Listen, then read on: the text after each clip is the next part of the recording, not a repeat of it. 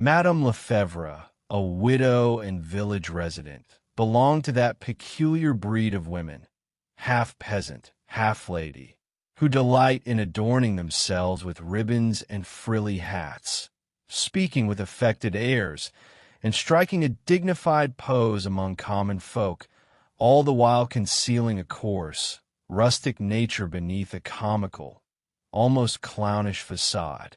Just as they hide their thick, red hands in flesh-colored silk gloves, so too do they mask their souls with a veneer of refinement. Her maid was a simple, kind-hearted country woman named Rose. Together, they lived in a small Norman town in a modest house with green shutters facing the street. In front of the house lay a narrow garden patch where they grew a few vegetables. One night, a dozen onions vanished from the bed. Rose, upon noticing the theft, immediately ran to fetch her mistress, who hurried down in nothing but a woolen skirt. Their despair and alarm were immense. Robbed, and who of all people? Madame Lefevre. That meant thieves were prowling the area, and the crimes might well continue. The two women, bewildered, examined the footprints in the soil, chattering away as they speculated. Look, they came through here, climbed over the fence, jumped straight onto the bed. The future seemed ominous. Peaceful sleep was now out of the question. Word of the theft spread quickly. Neighbors arrived, and upon confirming the incident, began discussing it in earnest. The mistress and the maid recounted their observations and theories to each new visitor. A neighboring farmer suggested they get a dog. They agreed. A dog was indeed necessary, if only to raise the alarm. Of course, a small one. Heaven forbid they get a large beast. It would bankrupt them in food alone. No, what they needed was a tiny creature, one that could bark. After everyone had left, Madame Lefevre pondered the idea of a dog for quite some time. The more she thought, the more reasons she found to refuse. Just the thought of a bowl that constantly needed filling with meat made her shudder. She was, after all, one of those frugal to the point of petty village housewives who always carried a few centimes for roadside alms and Sunday church offerings. Rose, an animal lover, presented her own arguments in favor of the dog, and did so with such skill that the decision was made. They would get one. A very small one, of course. They began their search, but only large, ravenous beasts turned up, sending Madame Lefevre into fits of anxiety. A shopkeeper in Rawlville offered a small one, but asked 2 francs, allegedly for its training. Madame Lefevre declared she might feed it, but pay? Never. Then one morning, the baker, having heard of their dilemma, arrived with a curious creature in his cart, entirely yellow, nearly legless, with the body of a crocodile, the head of a fox, and a curled tail ending in a tiny tuft. One of his customers had wanted to get rid of it. Madame Lefevre found this grotesque mix of spits utterly charming. After all, it cost nothing. Rose kissed it and asked its name. The baker replied, Pierrot. They settled him into an old tin soap box and first gave him water. He drank, then a piece of bread. He ate. Madame Lefevre, already growing anxious, was struck by a happy thought. Once he gets used to the house, we can let him roam free. He'll find his own food, scavenge around the village. And so they let him out. But that didn't stop him from being hungry. Moreover, he barked only when he wanted food, and then, with fury, anyone could enter the garden. Pierrot would nuzzle up to every newcomer and remain perfectly mute.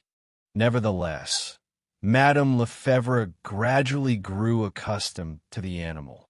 She even began to feel a certain fondness for him, occasionally treating him to bits of bread dipped in the gravy from her stew. But she had completely forgotten about the tax, and when she was suddenly charged 8 francs for that ridiculous little dog, who didn't even bark, she was nearly struck down by apoplexy. The decision to get rid of Pierrot was made at once. Yet no one wanted him. Every resident within a 10-mile radius refused. With no other option, they resolved to send him to taste the marl, the fate reserved for all unwanted dogs. Out on the wide plain stood a hut, or rather, its roof laid flat against the earth.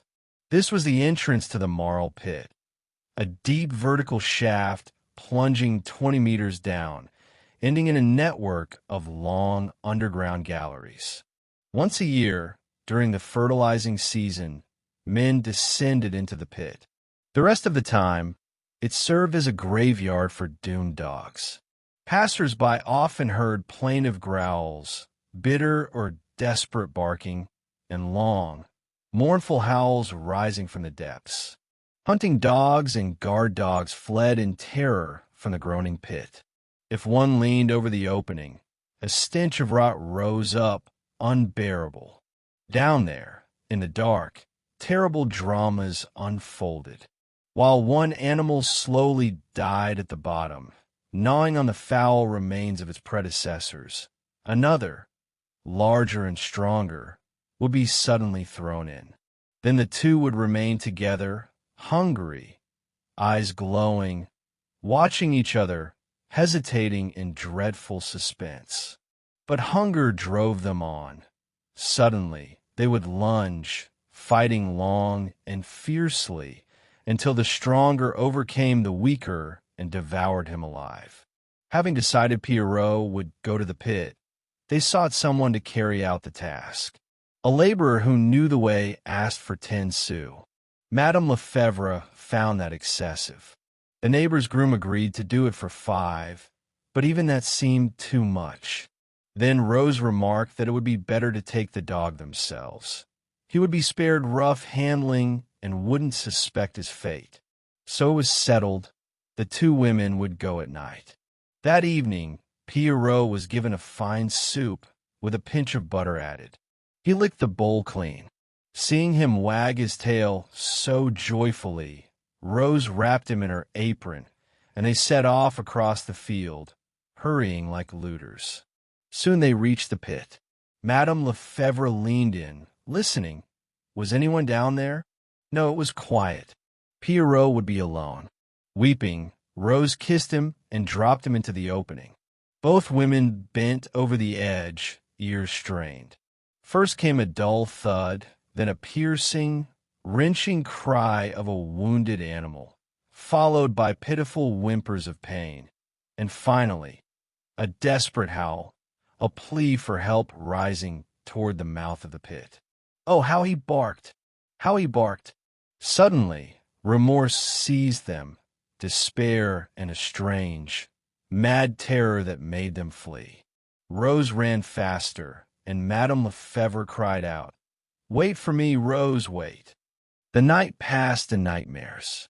Madame Lefevre dreamed. She sat down to eat her soup, but as soon as she opened the bowl, Pierrot leapt out and bit her on the nose. She awoke, convinced she could hear him barking. She listened, silence, a trick of the senses. At dawn, she sprang from bed, nearly driven mad by the night, and ran to the pit. Pierrot kept barking. He had likely not stopped all night. Madame Lefevre burst into tears and began calling him by the sweetest, most affectionate names. He answered, infusing his voice with those tender tones only a dog can produce. Suddenly, she longed to see him again, and swore to herself she would make him happy until the end of his days. She rushed to the well cleaner, the man who extracted marl, and told him what had happened. He listened in silence. When she finished, he said, "You want her dog back? That'll be 4 francs." She nearly jumped. Her sorrow vanished in an instant. 4 francs. Are you mad? 4 francs. He replied calmly, "You think I'll gather my ropes and tools, climb down there with my boy, just so your damned mutt can bite me. For your pleasure? You shouldn't have thrown him down there in the first place." She left indignant. 4 francs. That's outrageous. Back home, she called Rose and told her about the cleaner's demand. Rose, ever the voice of reason, repeated, 4 francs is a fair bit of money, madam." Then she added, "What if we drop him something to eat, so the poor thing doesn't starve?" Madame Lefevre gladly approved the idea, and soon they were on their way to the pit again, carrying a large hunk of buttered bread. They sliced it into pieces and tossed them down one by one, speaking to Pierrot as they did. After eating a piece, he would bark, demanding more. That evening they returned. The next day, too. Thus began their daily visits to the pit, though now only once a day. But one morning, just as they threw the first piece, a loud, unfamiliar bark echoed from the well. There were 2 dogs now. Another had been thrown in, a large one. Rose cried out. "Pierrot!" Pierrot whimpered, barked. They began tossing food, but each time they heard the brutal clash below, followed by Pierrot's pitiful yelps, bitten by his new companion, who, being stronger, devoured everything. They could repeat endlessly, "This is for you, Pierrot." But of course, Pierrot got nothing. The women exchanged bewildered glances, and Madame Lefevre said irritably, "Well, I'm not about to feed every dog they throw down there. This has to stop." Oppressed by the thought that strange dogs were now living off her charity, she walked away, even taking the leftover bread, which she began chewing as she went. Rose followed, wiping her eyes with the corner of her blue apron. Ladies and gentlemen, subscribe to the channel. Share your impressions and thoughts in the comments. I'd be delighted to hear from you.